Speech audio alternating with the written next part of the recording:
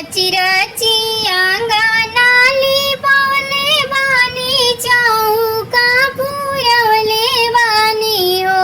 ए सखी गंगा जल से कालसा भरवले बानी आजू घरे मैया आई है हो। ए सखी गंगा जल से कालसा भरवले बानी आजू घरे मैया आई है हो। रची रची अंगनाली पावले बानी चौका पुरवले बानी हो।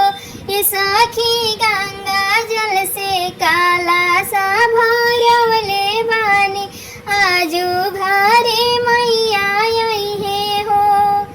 16 सिंगारा काई दुर्गा मैया आंगन बिराजेली हो।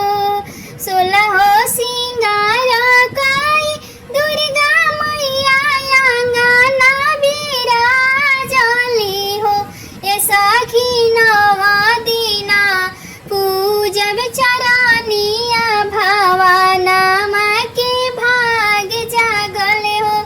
ए सखी नवा दिना पूजब चरनिया भवाना माँ के भाग जागल हो। ओढ़उल के आसन लगाई दिहनी दियारा जराई दिहनी हो।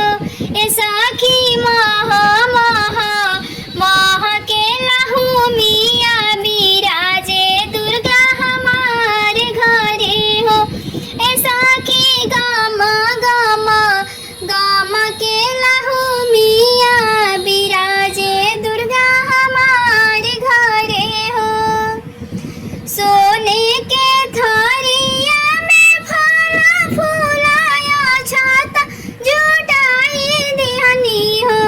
ए सखी हलवा पूड़ी से भोगवा लगाई दिन बिराजेली दुर्गा हमेरा घर। सुन के थरिया में फल फूलाया छाता जुटाई दिहनी हो। ए सखी हलवा पूड़ी से भोगवा लगाई दिहनी बिराजे दुर्गा हमरा घरे हो।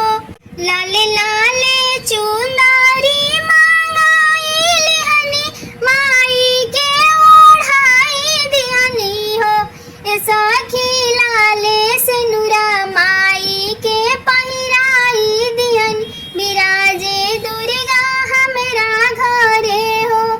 लाले लाले चुंदरी मांगाई दिहनी माई के ओढ़ाई दिहनी हो। ए सखी लाले लाले सिंदूरा माई के पहिराई दिहनी बिराजे दुर्गा हमरा घरे हो।